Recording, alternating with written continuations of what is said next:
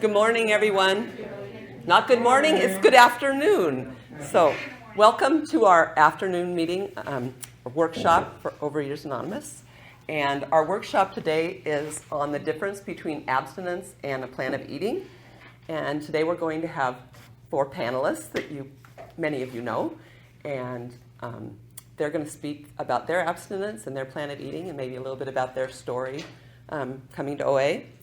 And we are recording this afternoon because we're going to put this on the website. So there are a number of people who have told me they can't be here, and they're pretty excited that they get to listen to your presentation and all the things that you have to share.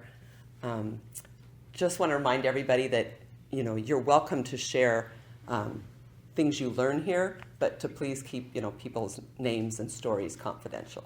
So just use your first name when the panel's speaking and when any of you are sharing. So, housekeeping, if you need to use the bathroom, go out the cafeteria door and just take a bend to your left and keep going left, and it's on your right.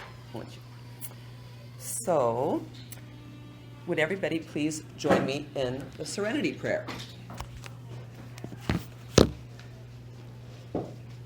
God, grant me the serenity to accept the things I cannot change, the courage to change the things I can, and the wisdom to know the difference. I just like to invite people to share their name, and if you'd like to share where you're from, because I see some faces here that I don't know, so you're welcome to share that as well. I'm Ann. I'm a compulsive overeater from Olympia. Hi, Ann. I'm Michelle, a compulsive overeater from Olympia. I'm Michelle. I'm Jean. I'm a food addict from Olympia.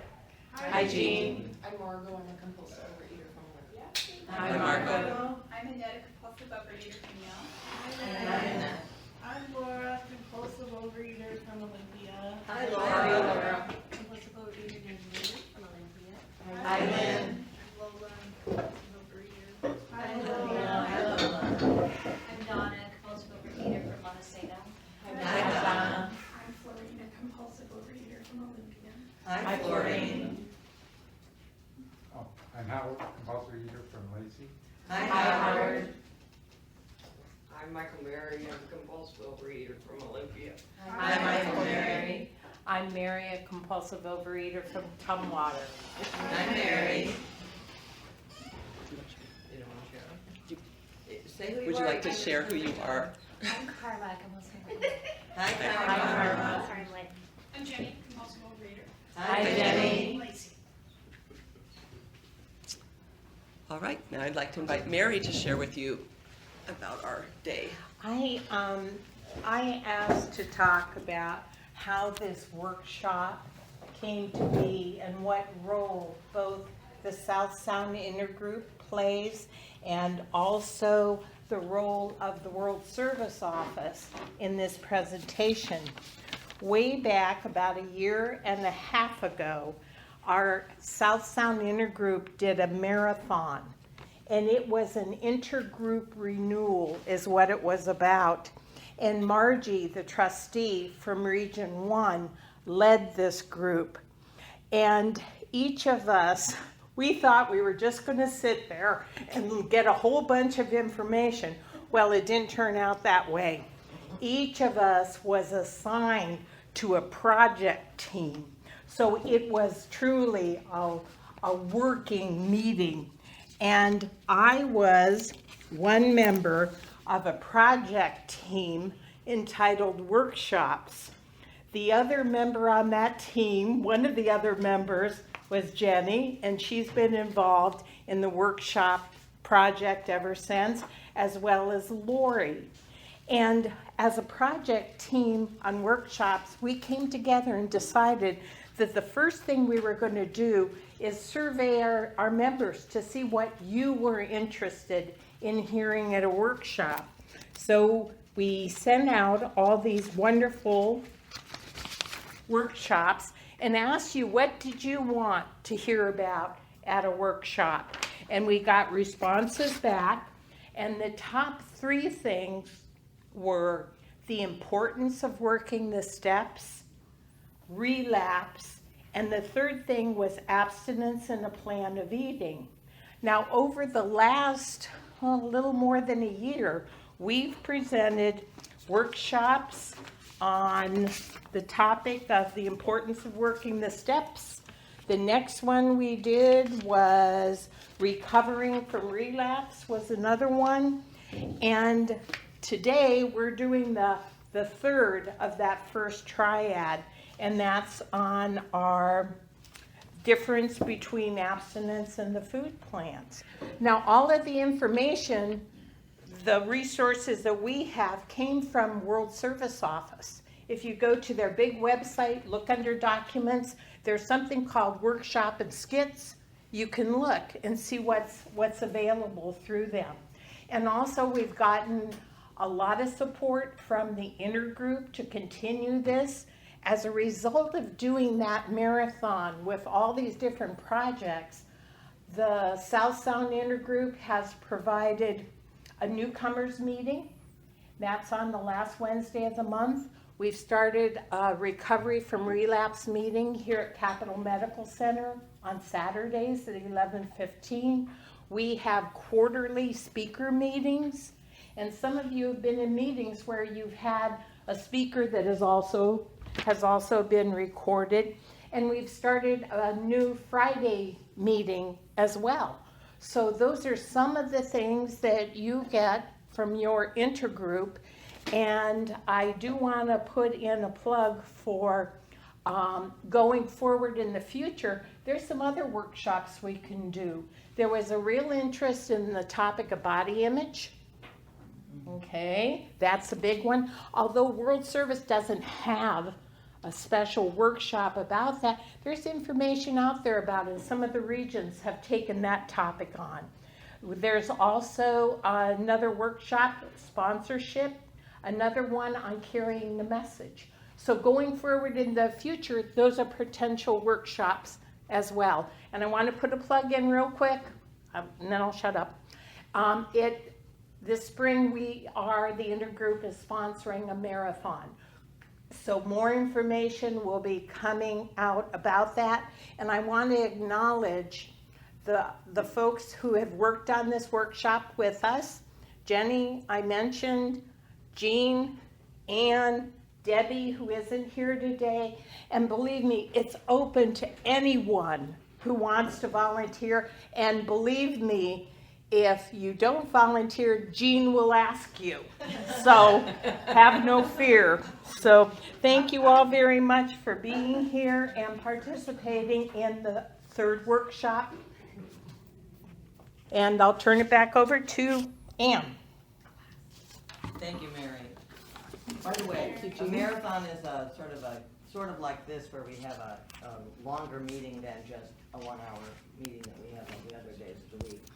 And it usually has a theme, and the intergroup, which is a group of all of our like 10 or 11 meetings we have in the South Sound, there's sort of like a board of people that meet every month, and they plan all this stuff. Just so you know. All right. Okay, I'm going to share with you the definitions that we pulled off of the World Service website. So for abstinence, abstinence is the act of refraining from compulsive eating and compulsive food behaviors while working towards or maintaining a healthy body weight. And the definition for recovery is the removal of the need to engage in compulsive eating behaviors. Spiritual, emotional, and physical recovery is achieved through working and living the Overeaters Anonymous 12-step program. And the food plan, most of us follow a daily food plan that includes a specific number of meals, foods, and portions. Food is written down and committed so we can get on with recovery and out of the food. Developing a healthy plan of eating is one of the first tools of the program we use. While no plan of eating will be successful without diligent step work, using a plan of eating as a tool allows us to deal with food in a calm, rational, and balanced way. We follow our plan one meal at a time, one day at a time. And so now I would like to invite our panelists to share. Yeah. You're going to start. Excuse us. I'm Jean, a food addict, and Obviously, there's 4 of us, and we tried to pick people that have different plans of eating, so you wouldn't hear and feelings about what their abstinence is to them. So you get a range, because there is no. That's the greatest thing. One of the greatest things about OA. There is not a plan of eating. There are plans of eating, and they have to be designed to work for you. And most of us have worked with a sponsor and/or a nutritionist or a friend, somebody, because at least for me, my food plan would include lots bigger portions and better, yummier food than I need to eat. So anyway, we're going to each share for about 5 to 7 minutes, and then we're going to do all the questions at the end. Do we have pens, Mary? Yes. We're going to pass out pens in case you have a question, you want to write it down. For those of us who are in the senior world, you might not remember it long enough. So here we go. Anybody can start that wants to and can hold the phone. Yes? You don't have to hold the phone. In speaker meetings, it's work to just have it in front of you. Oh, I'm scared. That's less distracting for you. Slightly. Okay. Do you want me to go first? Or? Apparently. Okay. So as I said, I'm Jean. I'm a food addict. And I've been back in program 17 years in a few months. And I have a couple quick readings. This is part of, I'm going to talk about abstinence and food plan, of course, as we all are. This is part of my abstinence that every morning when I get up, I write my food down. I have a little notebook, spiral notebook. And I always read these readings, the For Today and Voices of Recovery books. And in the last couple of days, there have been a couple things I thought were really pertinent to this. So I wanted to read like a paragraph out of each, not the whole thing. This one's from For Today, page 305. Staying aware of my purpose in living by the OA program is my true source of peace of mind.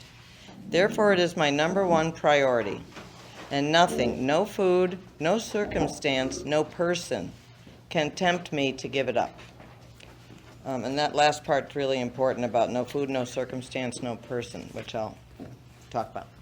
And the other one was today's. I'm not going to read the whole thing, from Voices of Recovery, page 307. During my years in OA, I've realized that the key to my peace, not necessarily my happiness, lies in turning my life over to my higher power one day at a time. When I do this, the burden of trying to fix the problem leaves me. My years of abstinence prove to me that my higher power will hold me and direct me toward action or inaction to help me do his or her will. So I have what's considered a stringent, kind of very structured food plan. It doesn't change too much day to day. Okay, so I'll just start there. In the morning I have 2 soft-boiled eggs. I always eat jumbo because I can, and some shredded wheat, like a heaping cup of shredded wheat with bran, and 6 ounces of 2% milk, and a cup of orange juice. So that's my food in the morning, and if I'm out of town or at a restaurant, I frequently will get scrambled eggs because nobody knows how to make soft-boiled the way I like. And but that's what I eat. And if I'm going out for breakfast and everybody's ordering everything else, it's like, nope, just having 2 eggs. No, I don't want anything on the side, all the other stuff. So lunch is also the same every day, 4 ounces of turkey or chicken, 8 ounces of salad with dressing and ranch, and then a banana. And I always try to find big bananas and ripe, because that's how I like them. So I don't eat in between meals. And I don't have rigid times for my food at all. I mean, it would be nice, but I'm sort of a late eater, so anyway. Dinner, I always have 4 ounces of protein, no red meat, no pork. So chicken, fish, turkey. Tofu. 4 ounces of rice or, believe it or not, French fries. This is one of the meetings we get to talk about food specifically. And 4 ounces only. And 8 ounces of veggies. And I have a few different veggies I like, and that's what I eat. And, it's fine with me. Most people are appalled because they think it's too boring, but I'm perfectly happy with it, and it's worked for 17 years. So it works for me. One of my friends, when I was starting to put this together, said, well, you should put in foods you like. I mean, you don't want to, this isn't a torture chamber plan. It's, like eat things you want to eat that are good for you. I don't eat any flour. I don't eat any sugar. I don't eat red meat. I don't eat cheese either because, those are the foods I don't eat in moderation. So I try, and then it's like, yeah, okay. And I just took the Parmesan cheese out of my salad because it was my new delectable delight. And it's like, okay, that's enough.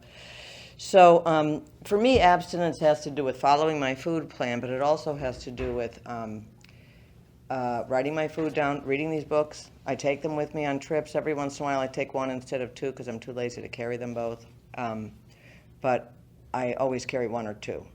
I know I'm not modern enough to read them online. I guess I could figure that out. But anyway, I get up in the mornings and get on my knees and ask for abstinence, ask for God's will, for me to do God's will. I say the third step prayer and the serenity prayer, and ask for, how I want to be that day, like to remind me, which may not mean that I'll remember it, but I say it. Like, I want to be kind today, or I want to be this or that, or less of me, more of you, And then, and at night, I get on my knees and thank God for my day, and occasionally think about what I could have done better, which is step 10, of course, but that's not necessarily at that moment. And the other abstinence for me is like if I'm out, that's why I was saying the circumstance. It's really easy when I'm around people who don't eat the way I do and don't know me as well.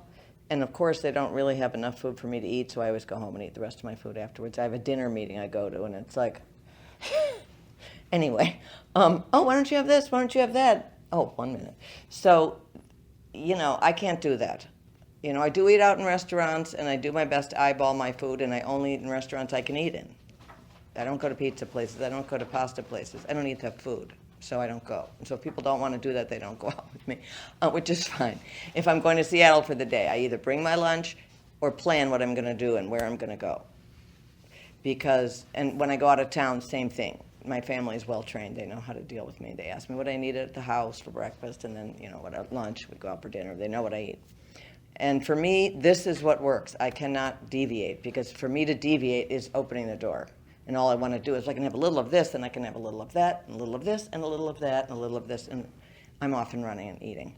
So I've maintained about a 75-pound weight release, and my abstinence isn't perfect, and I feel like it's the thing that keeps me sane and functional as much as I can be on a daily basis. It's a structure. They call it a life-saving structure in one of the readings, and I like that because I need it. So I think I'm over time, but that's a little, that's me. Thanks, Jean. Thank you. Who's going next? I'll go next. I'm going to crosstalk. Just to say I'm the opposite of Jean. if there are, I don't actually believe there are opposites, but in terms of everything she describes, all of that works great for me. It's how I lost about 30 pounds every year for about 2.5 decades to 3 decades of my life. 20 to 40 pounds is probably the range, because I was a binger and I was a dieter exerciser. And the definition of abstinence that says abstinence is being free of compulsive eating behaviors is really, really crucial to me. Part of my compulsive overeating behavior is intense self-criticism. It's black and white thinking. It's perfectionism. It's having my mother's voice in my head for the rest of my life, which told me, you're putting on a little bit of weight, when I was like 13, and I was about 5'9" and weighed about probably 120 pounds. My mother controlled food. Food was love, and it was extremely controlled. It was a punitive thing, it was a restrictive thing, and it was completely connected to body image and self-acceptance. And so when I first joined OA, which was in 2006, I took the advice of 12-step recovery. I found someone who had what I wanted, and I asked them how they did it. So I chose the young, pretty, skinny person in the room, because I wanted to be young, pretty, skinny. So I wasn't interested, actually, in surrendering my compulsion. I actually wanted to keep binging. I just didn't want to be gaining weight every year and having to go through the anguish of surrendering my binging to lose the weight, And it took me about 3 sponsors to figure that out, and years of coming to meetings.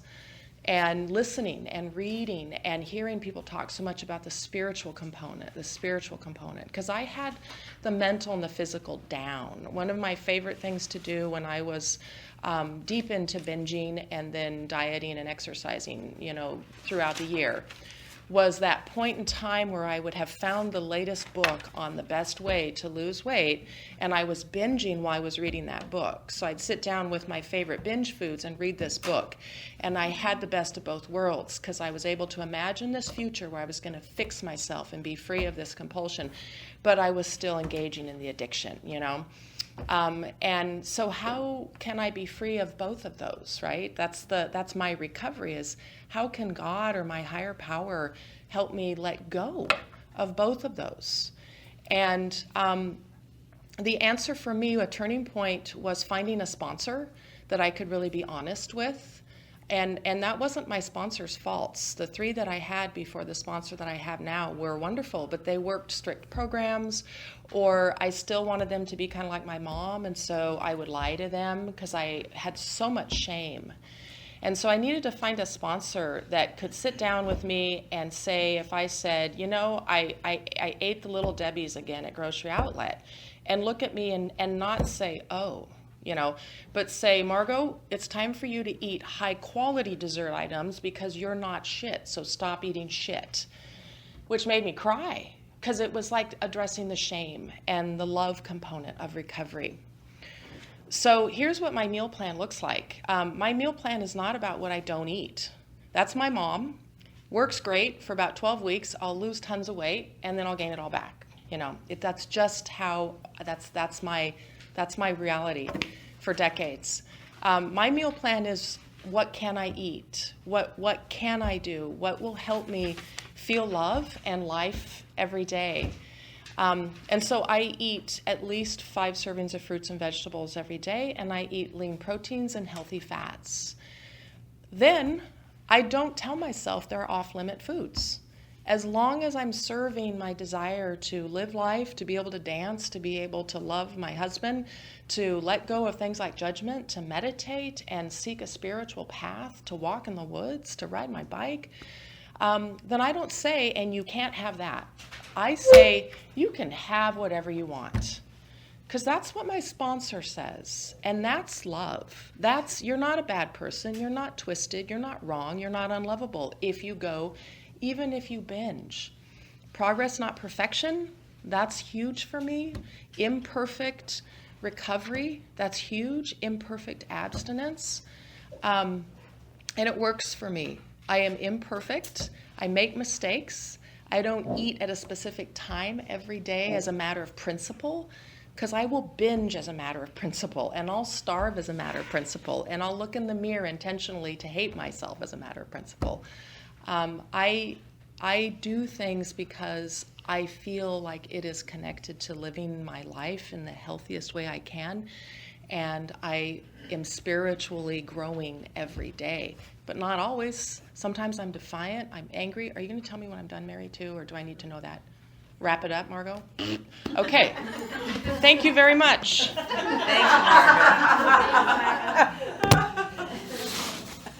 Margaret. Thanks, Margo.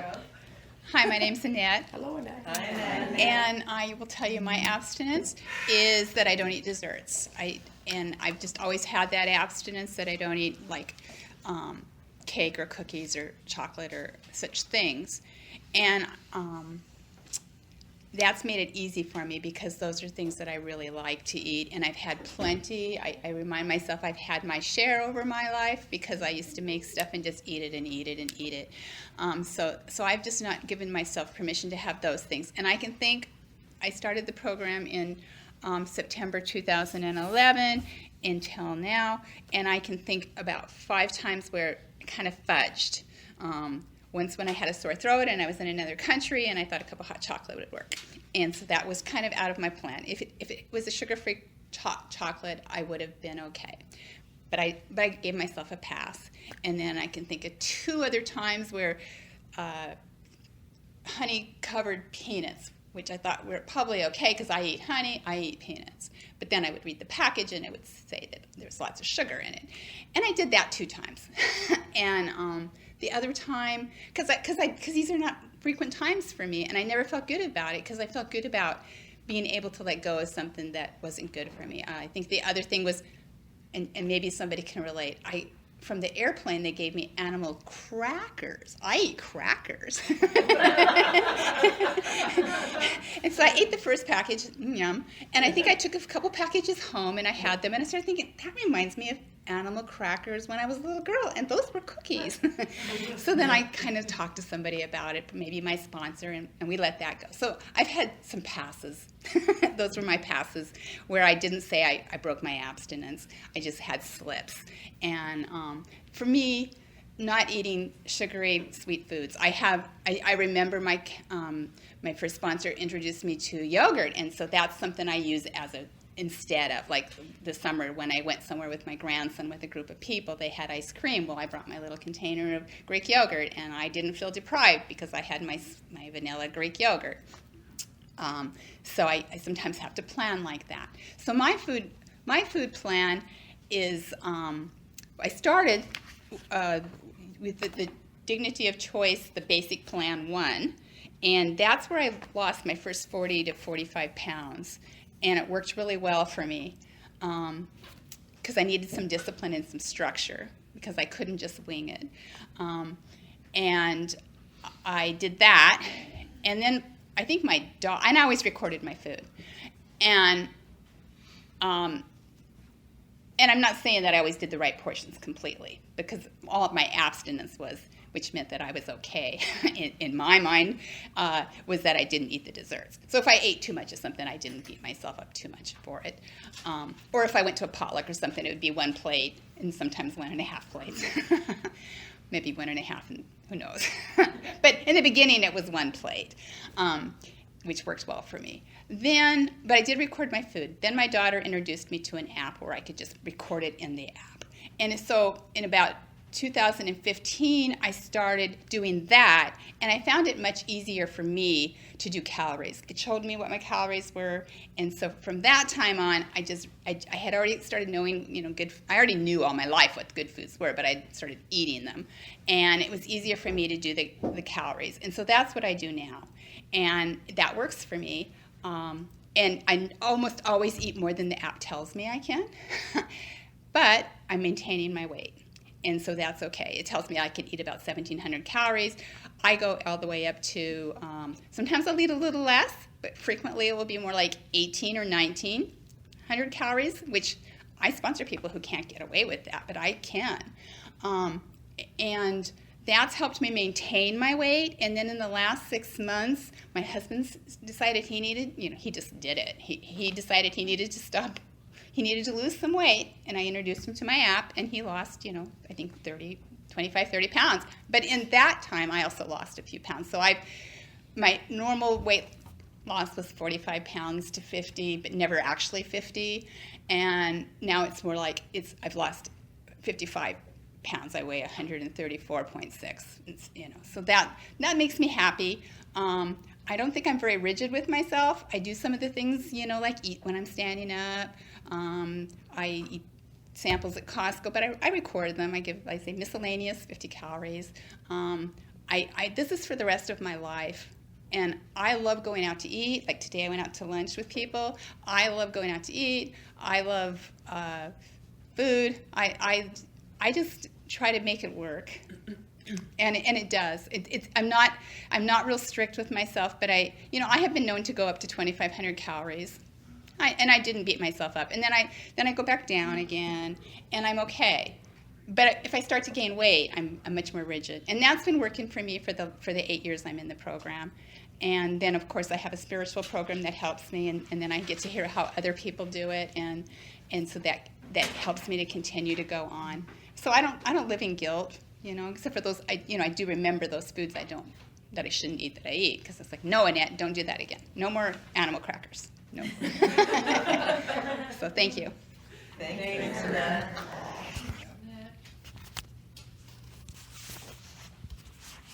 Hi, I'm Michelle. I'm a compulsive overeater. Hi, Michelle. Hi. It's very great to be here.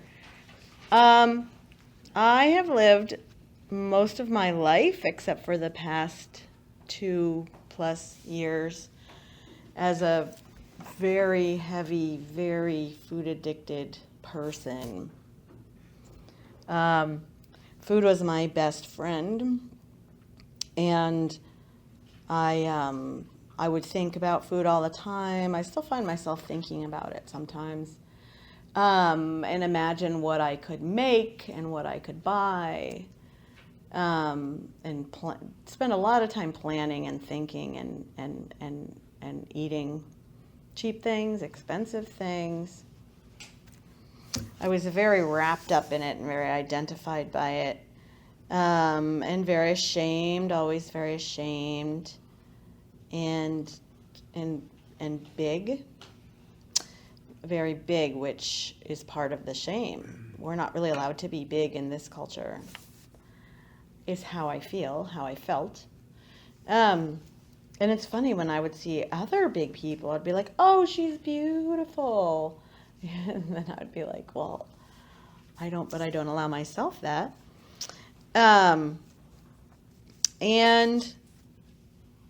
I went through a divorce and was 250 pounds and thinking about my prospects for my future, about happiness and health and choices and partners, mates, and choices about work and money earning and just being on my own again.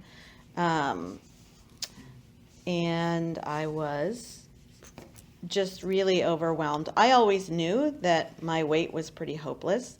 I had lost 50 to 70 pounds a number of times, and always to put it right back on, because I had the mentality that once you lose the weight, then you're fine and you go back to normal eating. So then I came to program, and at the first meeting, I knew I had to sort of really try it and not just show up at a meeting, but I had to really try it. And I was familiar with 12 steps for years. I had been in and out of different meetings. And so I found a sponsor my first meeting or my third meeting or something, and she said, okay, go ahead and pick a plan of eating from the Dignity of Choice. And I was shocked. I thought, well, excuse me? You just pick a plan? What? That's absurd. So I did it, and I went shopping, and I was like, all right, well, you do this plan. So I started doing it, and that day I became abstinent, and I have never looked back. I became abstinent one day, and I think it was willingness. And a very important component of being abstinent for me is my food plan, of course, but is honesty.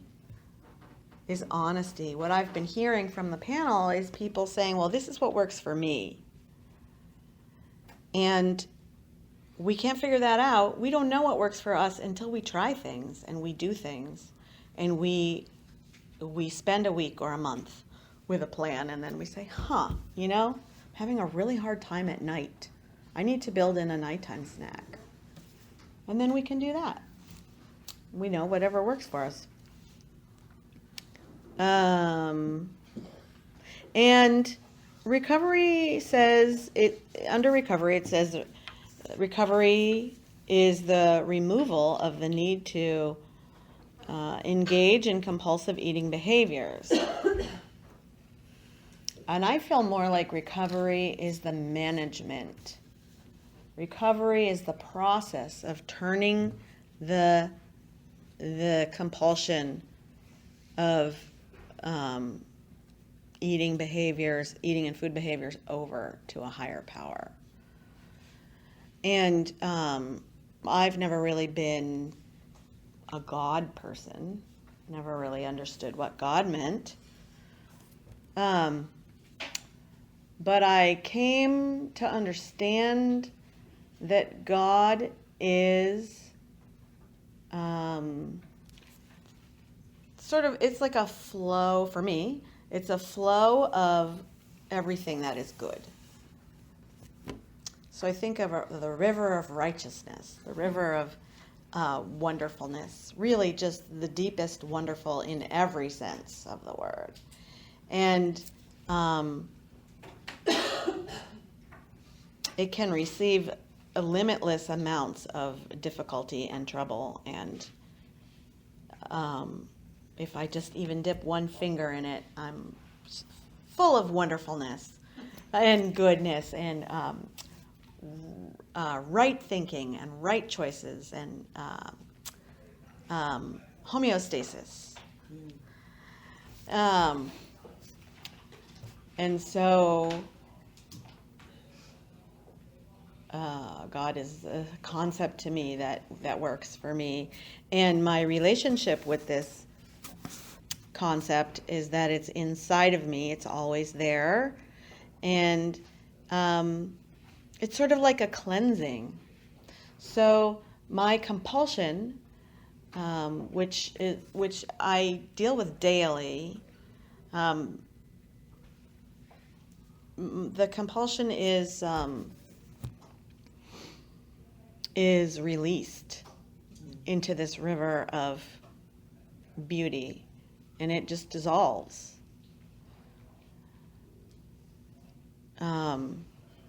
And I don't know what it's like for religious people. I don't know what it's like to incorporate God and to have God help us for people who have grown up with a concept of God, because I did not. But what I have found and created, and the way I have figured out this structure that is quite useful for me, is quite useful for me. So, is it time? Yes. It's time. So, thank you for listening. Thank you, Michelle. Thanks, Michelle. How long was that?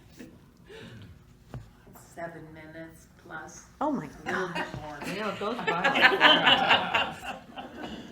So we now have the opportunity to field questions, and what we thought we would try, and it may not work this way or not, we'll see. If there's somebody asks a question, any of us can answer, either all of us or one, or so you can get some. Can you repeat the question after they ask it, since you're... Oh yes, and I will repeat the question after it's asked, because I know how to follow directions now. Yay! Sometimes. So anyway. So you can get different perspectives on anything anybody said. Because now I'm thinking like, oh, I didn't talk enough about this part and that part. And it's like, okay. So anybody have a question they'd like to ask the panel, or anybody? Anybody could answer too, by the way. We're not any experts over here. Jean, I didn't hear what you said you ate for lunch. Oh, okay. The question was to Jean, what I eat for lunch. And what I eat for lunch is 4 ounces of protein. I personally chicken or turkey, or sometimes tofu if I'm in a restaurant. 8 ounces of salad or vegetables, and a banana. Your dressing on your salad? I usually use ranch because it's the least. I haven't gone to no sugar, but it, like 0, but it's the least. Sure. Other questions? Yes? Florine, compulsive overeater. Hi, Florine. I guess my question is for Annette.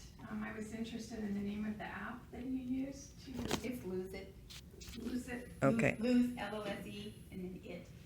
Somebody, Florine just asked the name of the app for keeping track of your calories online. It's called Lose It. Thank you. Don't be shy. I'm Carmen, compulsive overeater. Hi, Karma. My question is, you've all talked a little bit about food plan versus abstinence, but I guess I'm interested in, how do you determine I've lost my abstinence versus just, need to make adjustments? So the question from Karma is, how do we each determine whether or if we've lost our abstinence? I can go first. I'm Jean. I've also had slips. When I'm in a restaurant, my eyeballing can get a little foggy, especially on starch. But for one thing is I always talk to my sponsor about it, and she reminds me to write it down instead of what I wrote down. if it's a little extra rice or a little extra, potato or fry or something. But for me, losing my abstinence versus having a slip, for me, it would be consciously, on purpose, eating like extra protein, extra over because I weigh and measure all my food. Like just deciding, I'm going to have 2 more ounces of chicken. I changed my mind tonight. That for me is losing my abstinence or a serious slip. The bigger one is sugar. If I got into sugar, all hell would break loose. So to me, I don't eat anything. I mean, I do have this salad dressing which has 1 gram of sugar, but I don't eat candy, chocolate, ice cream. I don't eat any of that. And some of my fries have lightly dusted with flour on them. So I've decided I can live with that. But for me, it would be flour or sugar in particular, or really overeating a food on purpose. So I'm going to pass this down. Anybody else want to answer what it would look like? If you thought you did. I'm Margot. I'm a compulsive overeater. Hi, Margo. It's when there's a switch that clicks. There's a line in, I just thought of the line in Cat on a Hot Tin Roof when the he's an alcoholic and he says, you can feel it. It's a click. And it's when I am overeating and I'm now escaping what's going on. And I can feel that mental click. It's an emotional mental click. And it disengages me from where I am. And in that moment, all I'm caring about is the sensation of that food as a numbing thing. It's no longer about the pleasure of eating, the people I'm with, being in my life. It's the numbing anesthesia of binging. And I can do that exercising. I can do that with work. I can do that in a fight with someone. It's like, now I'm going to binge on anger and righteousness. So it's really important to me that I apply abstinence to everything that I do, and also that I don't beat myself up when I break abstinence. I break abstinence every day when I apply it to my whole life. I get angry at other drivers. They cut me off, and I use profanity and invectives and all this horrible stuff. So, and then I have another moment where I can be back engaged and in recovery. So, thank you.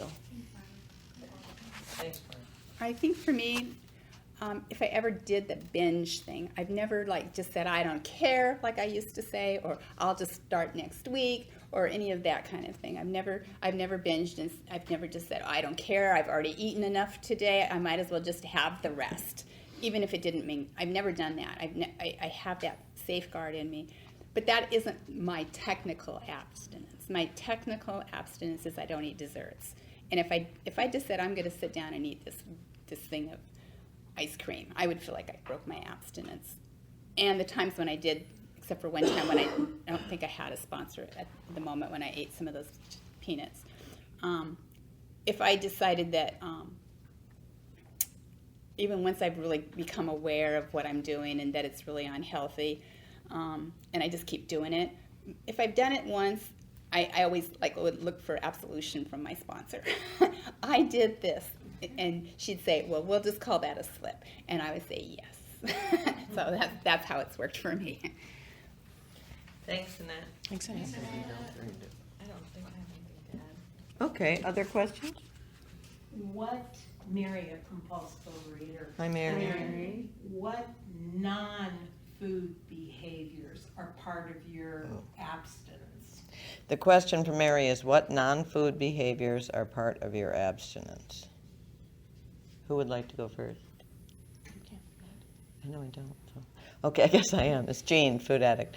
I try not, I don't eat my food standing up while I'm weighing it, even though I would like to, because it's annoying not to just sit down and eat it when I'm hungry, especially at dinner. I'm sort of like, chicken, get cut up already. I want to eat you. So for me to start eating off my plate while I'm, getting my food together, and I used to always, when I was eating, just eat while I was cooking. I mean, that was part of cooking.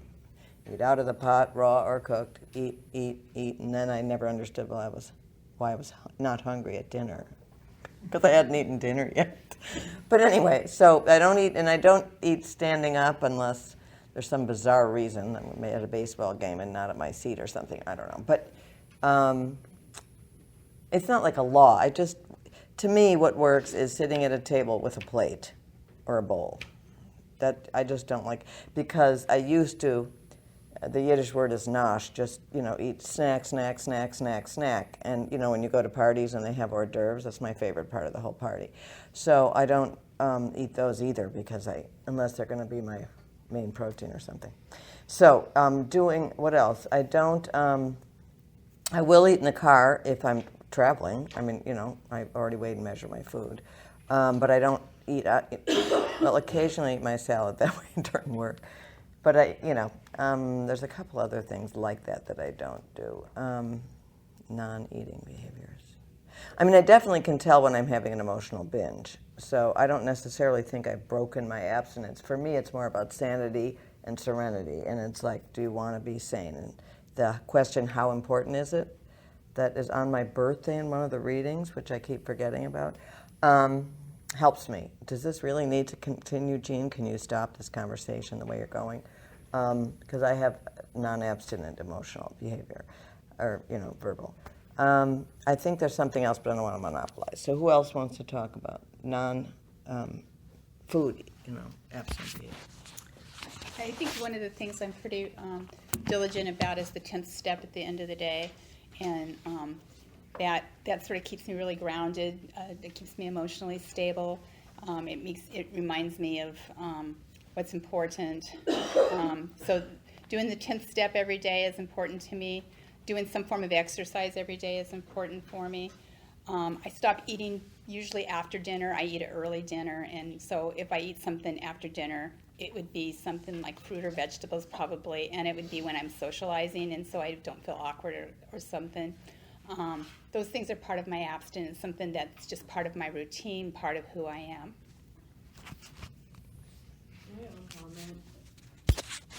I'm Michelle, a compulsive overeater. Hi, Michelle. And part of my non-food abstinent behavior is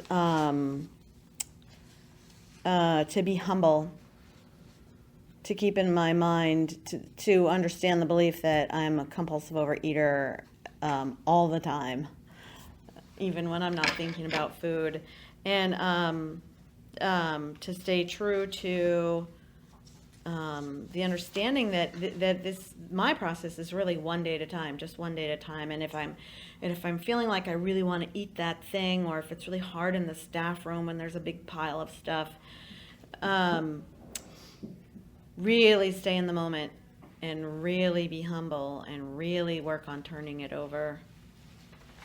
So to stay away from cockiness.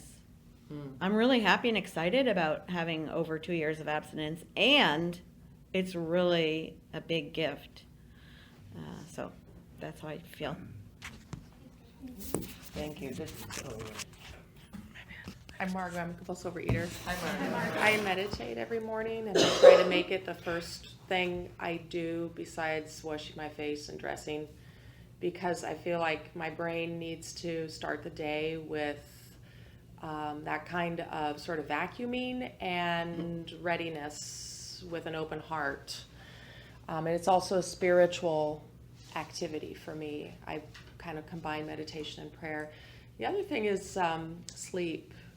I have to prioritize sleep over all the other things I would normally talk myself into doing if I were not abstinent, like staying up for another episode of something, or cramming in an extra workout, or doing some work compulsively or something. I just have really learned that sleep is as crucial as anything else. And when I don't do that, then that's breaking abstinence for me. It's being really compulsive and self-sabotaging. Thanks, Margo. Well, here's another behavior I just thought of. No wonder I didn't want to talk about it. It's Jean, food addict. I really like to lick my plate when I'm done eating. And I've heard from at least one person who is honest enough to tell me that they do it too, so I don't. So, I mean, I don't consider it like I've broken my abstinence because I don't have extra food. It's like the salt and whatever is on the plate. I'm going to go for that. So sometimes I do it and sometimes I don't. And I have decided to refrain from doing it off the pan I make my chicken in, which I also used to do, which I decided was a little over the top, even if the rest of it isn't. So just being honest. those kind of things where I can sort of, it's nearby and I can, every once in a great, like I don't eat crumbs off the counter. In my eating days, that was like, awesome, look at all this. I was everywhere. Anything that had to do with food, I was like, I'll eat it. I, of course, don't eat out of the trash, which I've also done. Not everybody's trash, but if I drop something. I just, for me, it is about sanity and connection to my higher power. If I'm that far out there that I want to go eat something I'm not supposed to eat, I need to take an action and move, physically or emotionally or whatever. If I'm at this dinner meeting and they had lots of good food there, it doesn't matter. I'm walking away. I can look at it and say, oh, hi, how are you? And then keep going. I'm not going to, But sometimes I have to physically move myself out of the proximity and just stop turning off the thoughts of, oh, God, that looks so good. It's like, it does. So that's my answer, or addition.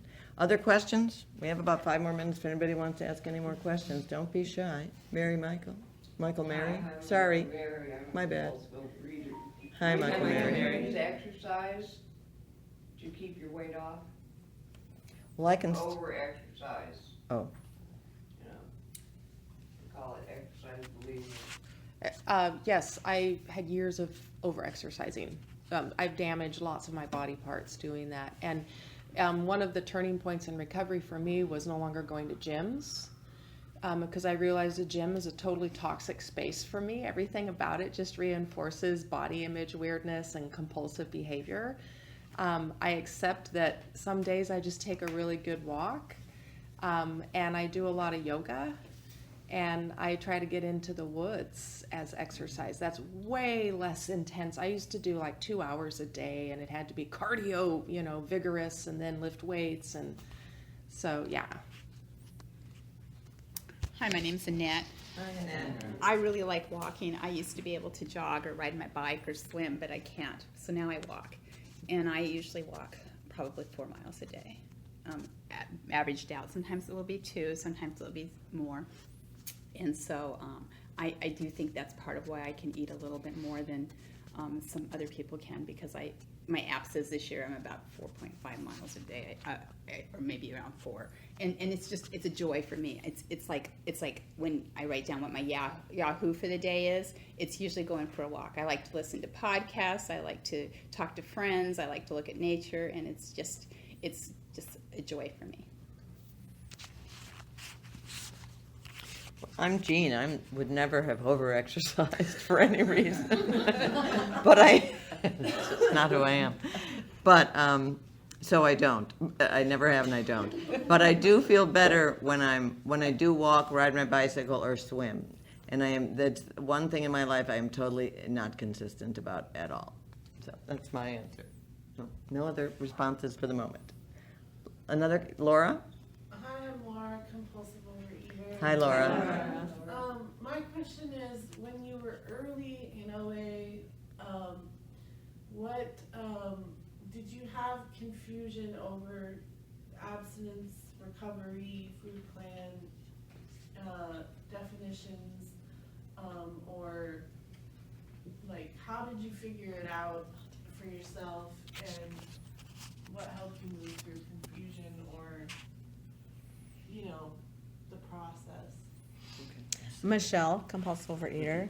The question was, how did you move through the confusion of understanding the difference between food plan and abstinence and recovery? I'm Michelle. I'm a compulsive overeater, and I did not worry about any of that. I'm sure that I was and may still well be very confused about any of it. I